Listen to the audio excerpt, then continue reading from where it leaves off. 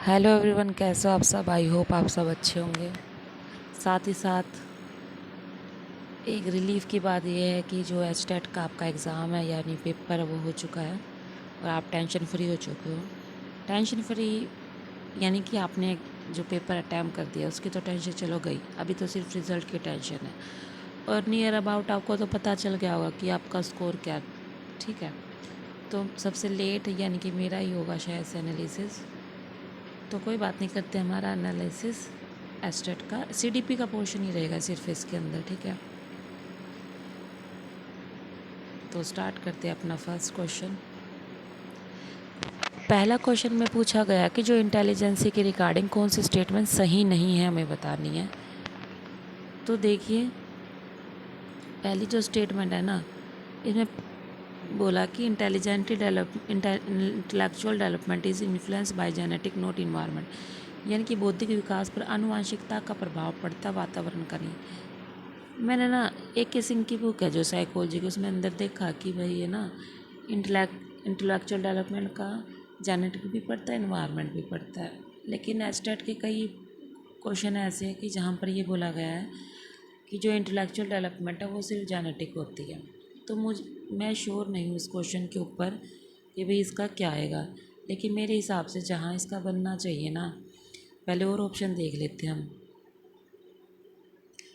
Gender different do not cause intellectual differences, लैंगिक भिन्नता बौद्धिक भिन्नता का कारण नहीं होती। हाँ, ये तो चीज़ देखो ठीक है, यानी कि आप बॉयज़ हो या गर्ल्स हो, ये तो नहीं है कि आप बॉयज़ में ज़्यादा इंटेलिजेंसी होती है या गर्ल्स में ज़्यादा इंटेलिजेंसी है। तो ये तो पॉजिटिव पॉइंट रहेगा ना, और हमें बताना नेगेटिव। अगला, sharp intelligence is a sharp of memory. अब ये बोल रहा है कि जिसकी इंटेलिजेंसी, भाई तीव्र बुद्धि वाला व्यक्ति जो होता है ना, उसकी उतनी ही ज़्यादा शार्प मेमोरी होती है। ठीक है, और चौथा ऑप्शन में पूछा गया कि intelligence give the ability adjust in new situation. ये बात तो 100% सही है, डी यानी ऑप्शन तो 100% है, ये रहेगा कि हमारा ये ठीक है ना। तो ये वैशलर ने भी बोला था, वैशलर ने भी अपनी है ना उसके अंदर क्या बोलते हैं डेफिनेशन में दिया था, भाई हम जैसे इन्वायरमेंट के अंदर एडजस्ट करते हैं, भाई इंटेलिजेंसी होती है एबिलिटी के, इंटेलिजेंसी एक ऐसी एबिलिटी होती है जो इन्वायरमेंट में एडजस्ट करवाती है। ठीक है, तो इतना हमें ज़रूर पता कि डी ऑप्शन तो आएगा ही आएगा नहीं, यानी कि ये रहा, ये डी ऑप्शन तो काट दो इनको। अब बचा कितना, ए और सी। अब ए और सी में देखते हैं, ए और सी बोल रहा है ये, ए और सी, और दूसरा रहेगा। तो मेरे हिसाब से तो यही होगा कि जो इंटेलेक्चुअल डेवलपमेंट जो होता है वो जेनेटिकली इन्फ्लुएंस, खाली जेनेटिकली इन्फ्लुएंस नहीं होता, वो इन्वायरमेंट का भी उसके अंदर रोल होता है। ठीक है, दूसरा रहेगा सी, ऑप्शन नंबर 2।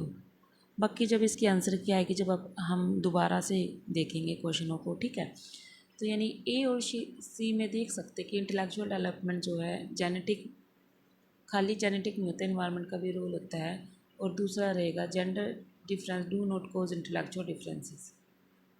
ये बात तो ठीक है, बी तो आ नहीं सकता, तो सी रहेगा, sharp intelligence is a sharp memory. ज़रूरी नहीं है कि तीव्र इंटेलिजेंसी वाले जो होते हैं उनकी शार्प मेमोरी आए। ठीक है, थोड़ा सा अटपटा सा क्वेश्चन है, लग रहा है थोड़ा सा, पर कोई बात नहीं, एक बार आंसर की आ जाएगी ना जब देखेंगे हम इसको। ये तो सीधा सा आंसर ही है कि बताना है note influence by heredity, heredity से इन्फ्लुएंस नहीं होता है, बताना है कौन सा आनुवांशिकता से प्रभावित नहीं होता। एटीट्यूड जो होता है ना, हमने बोला ना कि जैसे है ना अपने पेरेंट्स से भी देख कर सीखते हैं, जैसे पेरेंट्स दूसरों के साथ बिहेवियर करते हैं ना, दृष्टिकोण करते, जैसे घर पे कोई मांगने वाला आ गया, ठीक है, तो पापा क्या करते हैं, आपके पेरेंट्स, किसी के भी पेरेंट्स ऐसे लगा लेते हैं, उनको ऐसे बोलते हैं भाई आप, उनकी तरफ नेगेटिव फीलिंग रखते हैं, तो बच्चा भी क्या करता है वैसे ही नेगेटिव फीलिंग करता है। तो यहाँ पे क्या किया, सोशल लर्निंग कर ली, बाय बर्थ तो सीख के नहीं आया वो। ठीक है, हेरिडिटी क्या होती है, बाय बर्थ होते हैं, इंस्टिक्ट होती है, बाय बर्थ लगा लीजिए, बाय बर्थ हम सीख कर आते हैं किसी चीज़ को। लेकिन एप्टीट्यूड, इमोशन और इंटरेस्ट जो होता है ना, ये चीज़ तो हेरिडिटी हेरिडिटी है ही।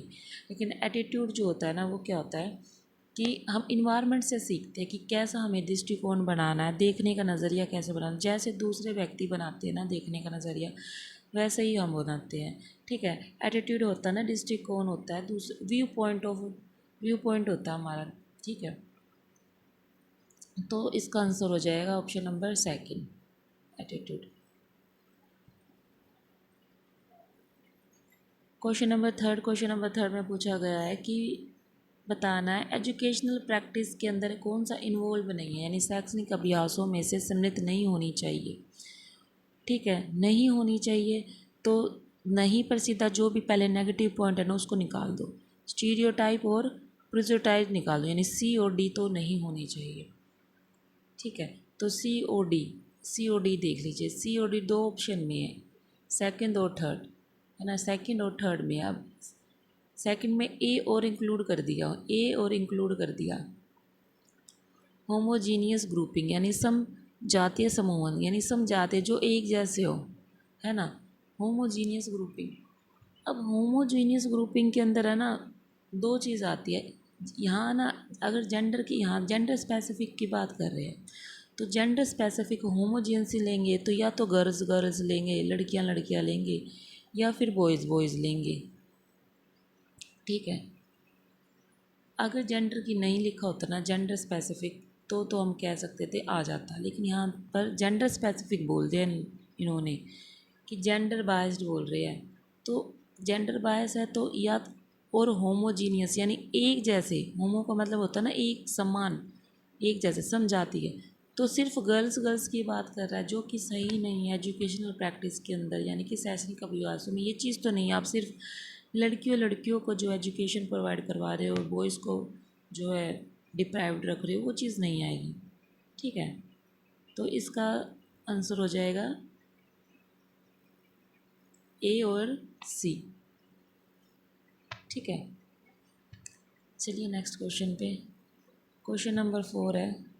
क्वेश्चन नंबर 4 में पूछा गया है कि कौन सा एग्जाम्पल डेवलपमेंट चेंज के अंदर एक्विजन में नहीं आता भाई, नवीन लक्षणों के अधिग्रहण के अंतर्गत विकासात्मक परिवर्तन का एक उदाहरण नहीं बताना, उदाहरण नहीं है ये बताना भाई कि एक्विजन न्यू फीचर।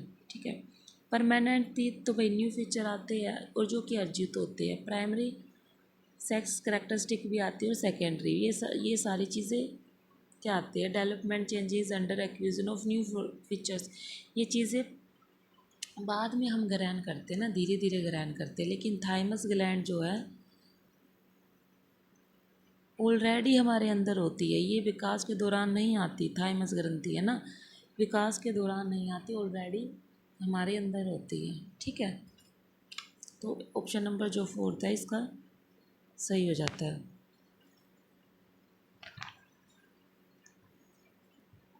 क्वेश्चन नंबर 5 में पूछा है कि जो देखो ये तो पी वाई क्यू है, पी वाई क्यू है ये। ठीक है, बताना है कि बच्चों में जो है समाजीकरण को बढ़ावा देने में शिक्षक का निम्नलिखित में से कौन सा कार्य सहायक नहीं है, सहायक नहीं है ना। मैंने ना ये पी वाई क्यू कराया था तब भी बताया था, सोशलाइजेशन, वहाँ पे सोशलाइजेशन है ना, तो वहाँ सोशलाइज होगा, बच्चा दूसरों से मिलेगा जुलेगा, इंटरेक्शन करेगा, दूसरों से क्या करेगा, इंटरेक्शन। जहाँ पर अन इंटरेक्शन वर्ड या उससे रिलेटेड वर्ड ना हो ना वो चीज़ हटा दो, जहाँ पर इंडिविजुअल दिखाए ना बच्चे को वो चीज़ हमारा ऑप्शन ठीक हो जाएगा। ठीक है, देखो ये सोशल है, यानी कि सोशल रिस्पॉन्सिबिलिटी असाइनिंग करेंगे, दूसरों के साथ इंटरेक्टिव होगा, ऑर्गेनाइजिंग को करिकुलम एक्टिविटी, को करिकुलम दूसरों के साथ वो करेंगे, ये भी वो हो जाएगा हमारा सोशलाइजेशन। मोटिवेशन यहाँ देख लेते हैं, सामाजिक सहभागिता के लिए अभिप्रेरित करना, सामाजिक है ना, सोशली बोल रहा है यहाँ पे भी, तो ये ऑप्शन सेकंड थर्ड फोर्थ तो सोशलाइजेशन के ही पार्ट है, लेकिन इंडिविजुअल प्रोजेक्ट जो आता है ना, इंडिविजुअल अगर सोशलाइजेशन क्या होता है, दूसरों के साथ इंटरेक्टिव वगैरह करते नाम चीज़ें, सोशल यानी दूसरों के साथ, लेकिन इंडिविजुअल प्रोजेक्ट जब दे रहे हो ना तो ये सोशलाइजेशन का पार्ट नहीं होगा, तो हमें इसका सीधा सा हमारा आंसर मिल जाता है। ये totally P Y Q based है भाई, थोड़ा मॉडिफाई करके दे दिया होगा ज़्यादा से ज़्यादा, तो ऑप्शन नंबर 1 जो है सही है। क्वेश्चन नंबर सिक्स बताना है विद्यार्थी की जो समग्र उपलब्धि और प्रवीणता का मूल्यांकन करने के लिए सीखने की अवधि के अंत में अभिकल्पित मूल्यांकन कहलाता है, यानी कि लास्ट में हम कर रहे हैं ना, असेसमेंट डिज़ाइन ओ स्टूडेंट की ओवरऑल अचीवमेंट में, ओवरऑल अचीवमेंट को देख रहे हैं तो बताना वो क्या है, तो वो रहेगी असेसमेंट ऑफ लर्निंग। ठीक है, यानी सीखने का मूल्यांकन कर रहे हैं हम। के लिए नहीं होगा, के लिए स्टार्टिंग के लिए स्टार्टिंग में यूज़ करेंगे, और एंडिंग के लिए जो करेंगे ना, अगर स्टार्टिंग की बात करता है असेसमेंट फॉर लर्निंग यानी सीखने के लिए मूल्यांकन, लेकिन असेसमेंट ऑफ लर्निंग यानी सीखने का मूल्यांकन बाद का काम हो गया ना, तो इसलिए फर्स्ट ऑप्शन जो है इसका सही हो जाएगा। क्वेश्चन नंबर 7 में बताना है, इनकरेक्ट बताना है, development and it relationship with learning. ठीक है, हमें बताना है कि कौन सा जो है इनकरेक्ट है development and it relationship with learning के साथ, विकास एवं अधिगम के साथ उनके संबंध के बारे में कौन सा कथन सही नहीं है। ऑप्शन नंबर 1 जो है ये भी थोड़ा सा लग रहा है अटपटा सा है ना, इतना ज़्यादा नहीं, चलो ठीक है देख लेते हैं।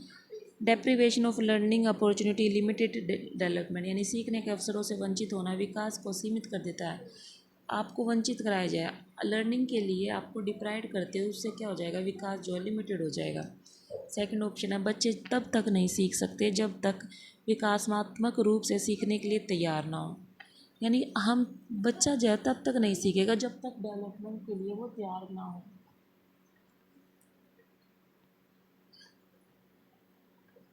विकास जो है परिपक्वता और सीखने का उत्पादक है, ये तो ठीक है ना।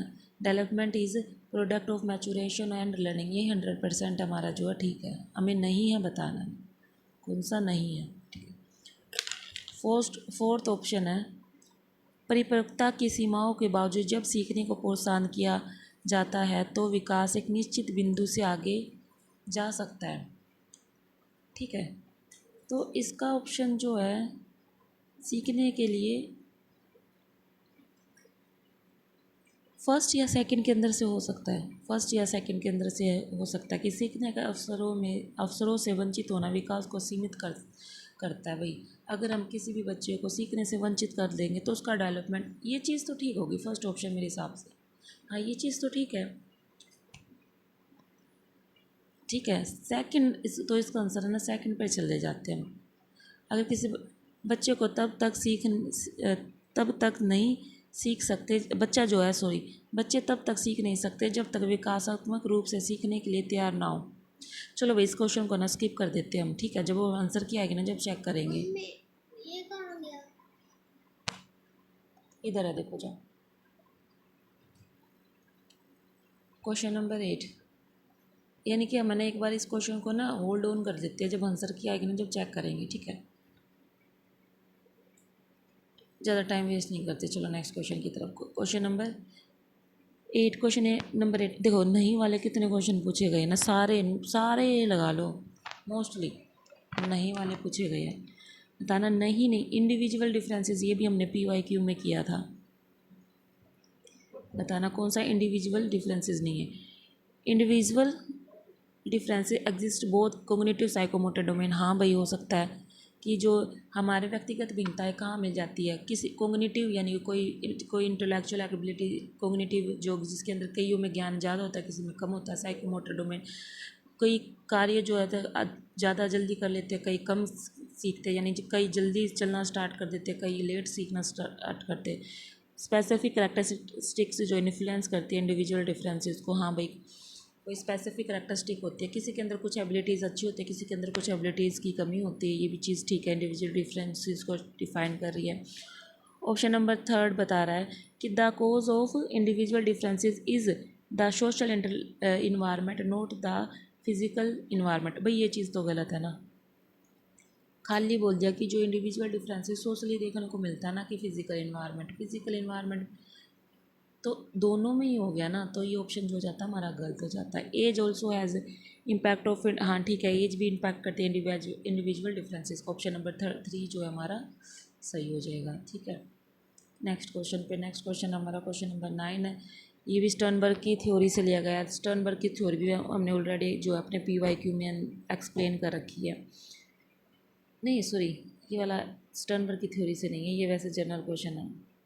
ठीक है। ये बताना कौन सा जो है सूटेबल नहीं है फीलिंग और लॉजिकल थिंकिंग के। भाई अगर जहाँ लॉजिकल थिंकिंग आ गया वहाँ एनालिटिकल टाइप आ जाएगा, क्रिटिकल टाइप आएगा, डिस्कशन टाइप आएगा। बाकी मल्टीपल ऑप्शन जो जो नहीं आएंगे। तो ऑप्शन नंबर जो 4 है वो हमारा सही है। ऑप्शन मल्टीपल ऑप्शन टाइप जो है नहीं आएगा, ठीक है, क्योंकि लॉजिकल आ गया ना। लॉजिकल में ये 3 तो पक्के ही होते हैं।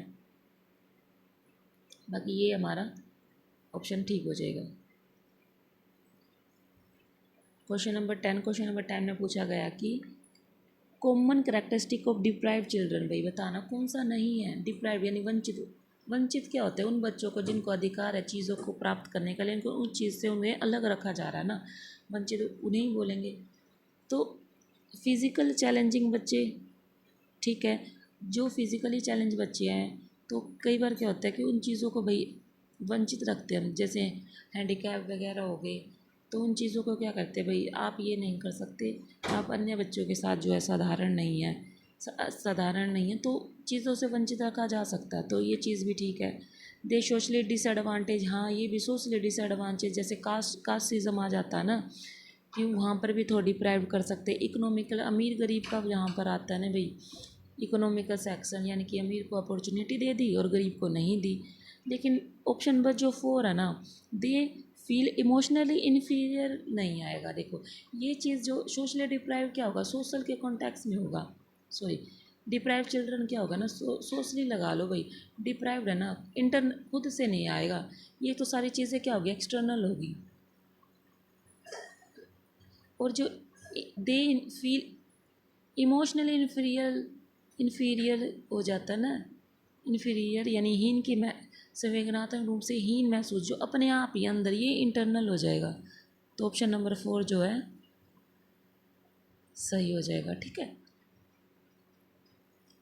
क्वेश्चन नंबर 11 ने बताया कि कॉन्स्टिट्यूशनल राइट में क्या आएगा भाई, जो समावेशी शिक्षा विशिष्ट आवश्यकता वाले बच्चों के किस संवैधानिक अधिकार की रक्षा करती है भाई, राइट टू एजुकेशन, जैसा कि हमें पता है, ठीक है, इसका कहीं और जाने की ज़रूरत तो है नहीं। राइट टू एजुकेशन जो इसका आंसर सही रहेगा। वरून की थ्योरी हायरार्की बतानी है। वरून की थ्योरी हायरार्की में जो है इसकी hierarchy general factor, major factor, minor और स्पेसिफिक, ये भी सीधा सा क्वेश्चन है, ठीक है। थर्ड ऑप्शन जो है इसका सही हो जाएगा। हमें बताना है कि इनमें से कौन सा एक्वायर्ड मोटिव, एक्वायर्ड क्या होता है, अर्जित करना, बाय अर्जित करना ना, ये रहा, अर्जित करना होता है। तो जो चीज़ नहीं अर्जित करके क्या चीज़ नहीं आती, देखिए एफिलेशन भी हम सीखते हैं, अचीवमेंट, अप्रूवल, ये चीज़ तीनों चीज़ क्या है, ये एक्वायर्ड मोटिव है। लेकिन पेन अवॉइडेंस जो है ना, ये एक्वायर्ड मोटिव नहीं है, ठीक है। तो ऑप्शन नंबर 4 जो है करेक्ट हो जाएगा। क्वेश्चन नंबर 14 जो है फ्रॉइड के सेक्सुअल डेवलपमेंट, चलो फ्रॉइड से भी क्वेश्चन आ गया है। बताना कि जो एडोलसेंस की जो अट्रैक्टिव है अपोजिट सेक्स, यानी कि इन्हें बॉयज़ का गर्ल्स की तरफ अट्रैक्शन हो रहा है, अपोजिट सेक्स है तो जेनाइटल हो गई, ठीक है, सीधा सा आंसर ऑप्शन नंबर 3। अगले तो इजी है ना काफ़ी, एक दो क्वेश्चन ही बताया ऐसा तो 8 पटा सा, बाकी ठीक है। क्वेश्चन नंबर 15 है बताना कि उच्च माध्यमिक स्तर के अधिगमकर्ता के लिए सीखने की कौन सी रणनीतिक स्ट्रैटेजी बतानी है, कौन सी सही नहीं है बतानी है। पहला ही ऑप्शन है देखो, मेमोरी लेवल यानी कि रोट मेमोरी कराना। जैसे छोटे बच्चों को ना रट्टा नहीं मरवाते हैं, A for Apple, A for Apple, A for Apple, तो वो चीज़ नहीं करवानी चाहिए। ऑप्शन नंबर 1 है। और देख लेते हैं, अलाउइंग सेल्फ डिस्कवरी, ये तो ठीक हायर लेवल की है। Giving appropriate space, classroom interaction, ये भी हायर लेवल की आ जाएगी। स्टूडेंट सेंटर, ये भी, ये तीनों जो चीज़ें जो है सही अच्छी अप्रोप्रिएट रहेगी, लेकिन जो बड़े बच्चों के लिए। लेकिन जो मेमोरी लेवल आ जाता है ना, वो रोट मेमोरी से रिलेटेड होगी, चीज़ों को रोट लर्निंग करा रही है, तोते की तरह रटवा रहे, तो वो क्या हो जाएगी, बच्चों के लिए ना। तो ऑप्शन नंबर जो फर्स्ट है हमारा सही हो जाता है। क्वेश्चन नंबर 16 ये तो भाई PYQ भाई है ना। Which of the following is not a, ये मैंने करा रखा है। Which of the following is not a child centre mention of, sorry, method of learning, बताना कि कौन सा चाइल्ड मेथड नहीं। देखो फील्ड, प्रोग्राम और प्रोजेक्ट, ये तीनों जो है चाइल्ड सेंटर मेथड है, लेकिन डेमोन्स्ट्रेशन कौन दे रहा है, टीचर दे रही है। तो ये डेमोस्ट्रेशन जो है हमारा ऑप्शन ठीक हो जाएगा। ठीक है।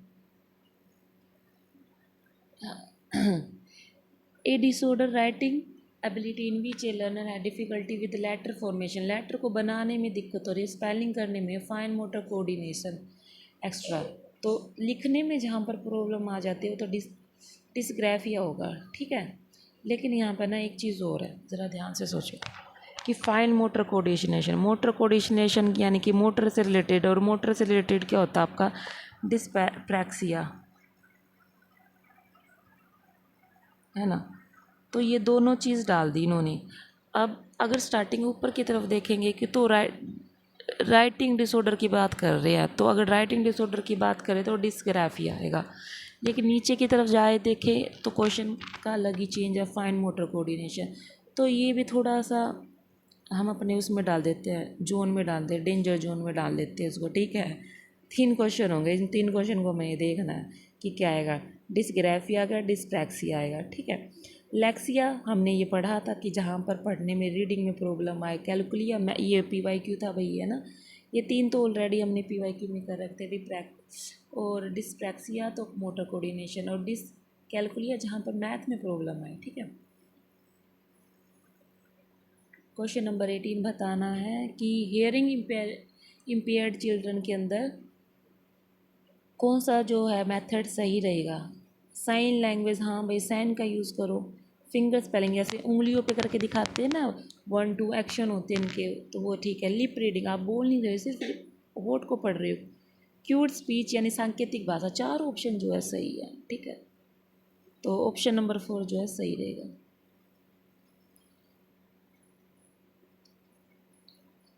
क्वेश्चन नंबर 19 में पूछा गया प्रोग्रेसिव एजुकेशन में कौन सा कंपोनेंट सही नहीं है। तो डिस्कशन, एक्सपेरिमेंटेशन, इंट्रैक्शन, ये तो भाई प्रोग्रेसिव एजुकेशन होते हैं कंपोनेंट है। लेकिन मेमोराइजेशन, वही चीज़ों का रटना तो मेमोराइजेशन तो चीज़ नहीं है, चाइल्ड सेंटर नहीं होगा ना ये। तो ये निकाल दो नेगेटिव पॉइंट, सीधा सा आंसर बन जाएगा हमारा। क्वेश्चन नंबर 20 में पूछा गया है कि नहीं है बताना CCE, ये भी CCE कंटिन्यूस कॉम्प्रिहेंसिव बताना में नहीं है। तो रेगुलरिटी असेसमेंट, रेगुलरिटी भाई असेसमेंट करते रहना चाहिए। फ्रीक्वेंसी यूनिट टेस्ट भी लेते रहना चाहिए, ये भी ठीक है। डायग्नोस ऑफ लर्निंग गैप्स, भाई सीखने की कमियों का निदान करना, ये भी ठीक है। लेकिन ओनली स्कोलैस्टिक सॉरी केवल शैक्षणिक उपलब्धि का मापन, यानी कि सिर्फ हमें शैक्षणिक उपलब्धि का मापन करना चाहिए। नहीं, ऐसा नहीं है, ओवरऑल करना चाहिए ना, केवल शैक्षणिक उपलब्धि का मापन नहीं करना चाहिए, ओवरऑल है ना करना चाहिए। तो ऑप्शन नंबर जो 4 है वो सही होगा। 21 में पूछा गया कि 21 में बताना है environment factor affecting teaching learning कौन सा नहीं करेगा। निम्नलिखित में शिक्षण अधिगम को प्रभावित करने वाला वातावरणीय कारक कौन सा नहीं है। भाई जैसा कि हमें पता है वातावरणीय, मैचुरेशन क्या होगा, बायोलॉजिकल होगा ना। ये कौन सा कंपोनेंट आ गया, ये कौन सा होगा, मैचुरेशन आ गया। तो सीधा सा आंसर इसका क्या बन जाता है, मैचुरेशन। बायोलॉजिकल है ना, learning material, physical condition, recreational facilities, तो ये सारी चीज़ें इन्वायरमेंट में आती है। लेकिन मैचुरेशन क्या होती है, बायोलॉजिकल होती है। तो निकाल दो इसको ऑप्शन नंबर 4 को। ठीक है। 22 में देख लेते हैं। 22 का बताना कि करेक्टरिस्टिक नहीं है इंक्लूसिव एजुकेशन। इंक्लूसिव एजुकेशन भी हमने बहुत बार पढ़ी है, कई बार PYQ में निकाले, PYQ में बहुत बार पढ़ी है। मतलब आप है ना PYQ, अगर खाली PYQ भी लगाते थे ना कहीं आपके क्वेश्चन ज़्यादातर वहाँ पे ठीक हो जाते हैं। तो इसलिए कहते हैं भाई PYQ लगाओ, वो इसलिए इम्पोर्टेंट होते हैं। पर थोड़ा सा मॉडिफिकेशन करके आपको चीज़ों को दे देते हैं, लेकिन होता सेम ही है। स्पोर्ट्स स्पेशल एजुकेशन नीड, ठीक है। It say to celebrate diversity को सेलिब्रेट करना, ठीक है। This ensure participate of teacher, parents child and society, ये भी ठीक है। It is limited to special education of disabled children, ये क्या कह दिया भाई, ये अशक्त बच्चों को विशेष शिक्षा तक ही सीमित रखना, सिर्फ खाली उनको विशेष शिक्षाएं प्रोवाइड करवाना होता है। नहीं, ऑप्शन जो हो जाता है हमारा गलत, यानी कि ये ऑप्शन जो है सही है हमारा। इसके कॉन्टेक्स्ट में भाई गलत बताना ना, करेक्टरिस्टिक नहीं है। तो 22 का हो जाएगा ऑप्शन नंबर 4। 23 का हमें बताना है कोलर वर्क की थ्योरी। ऐसा कैसे हो सकता है कि कोलर वर्क का जो है क्वेश्चन ना आए। तो कंफर्मिटी क्या होती है भाई, सेल्फ इंटरेस्ट होती है, maintaining social order, good interpersonal relationship, approval order. Interpersonal relationship यानी कि दो व्यक्तियों की बात हो रही है, जहाँ पर होती है तो वहाँ अदर ज़रूर आ जाता है। तो सी का सेकंड देख लेते हैं भाई एक बार। सी का सॉरी सी का फर्स्ट है। सी का फर्स्ट में कितने हैं, फर्स्ट और थर्ड। और ए में कंफर्मिटी सेल्फ की बात हो, ए का सेकंड, तो ऑप्शन नंबर जो फर्स्ट है वो हमारा सही हो जाता है। B 4 maintaining social order important है ना, यानी कि मेंटेनिंग सोशल ऑर्डर कुछ भी कंडीशन हो तब भी आपको ना लॉ को फॉलो करना ही है। जैसे बच्चा कहता है ना पापा हेलमेट पहन लो, रूल्स वरना फाइन भरना पड़ेगा, रूल्स फॉलो करने चाहिए, वो वाला एग्जाम्पल है ना। तो ये यहाँ पे सही है, इम्पोर्टेंट ऑफ जस्टिकल एंड लॉ। अब यूनिवर्सल एथिकल प्रिंसिपल के अंदर क्या आता है कि इटर्नल वैल्यूज़ एक्सेप्ट। हम अंदर से कई बार क्वेश्चन आता है कि आप खुद से कब एक्सेप्ट करते हो, ठीक है, चीज़ों को कब एक्सेप्ट करते हो, नॉर्म्स वगैरह को, तो वो यूनिवर्सल एथिकल। तो डी का तो 3 है, ठीक है। तो ऑप्शन नंबर 1 जो है हमारा सही हो जाएगा। क्वेश्चन नंबर 24 बताना क्रिएटिविटी के children which test can be administration by teacher to identity creativity children. कौन सा परीक्षण जो है कौन सा परीक्षण प्रशासित किया जा सकता है क्रिएटिविटी बच्चों में पहचानने के लिए। देखो figure construction test, product improvement test और पिक्चर कंप्लीशन, तो ये चीज़ हमने पढ़ी है। लेकिन इन्हें यूजुअल नहीं होता, अनयूजुअल आता है ना, और इन्होंने क्या डाल दिया, यूजुअल। तो अनयूजुअल होता तो ऑप्शन ये सी भी ठीक करेक्ट हो जाता। लेकिन क्या हो जाएगा, ए बी डी, यूजुअल नहीं होगा अनयूजुअल होगा, ठीक है, ए बी डी। तो ऑप्शन नंबर जो है 3 है वो सही है। प्याजे की थ्योरी, प्याजे का भी क्वेश्चन अच्छी बात है, प्याजे का भी देखने को मिला ना। प्याजे कॉग्निटिव डेवलपमेंट थ्योरी है बताना कि learner maintaining a problem balance नाम आ जाए ना, आग मूंद करके इक्विलिब्रियम पर लगा दिया करो, बस कहीं नहीं जाना। बैलेंस का मतलब होता है इक्विलिब्रियम, इक्विलिब्रिएशन, ठीक है, संतुलीकरण, संतुलन कहाँ होगा, संतुलन तो बैलेंस ही होता है ना, हिंदी में भी मतलब है बैलेंस, ठीक है, कहीं और जाने की ज़रूरत ही नहीं है। चलो 26 क्वेश्चन में पूछा गया करेक्ट है हमारा क्वेश्चन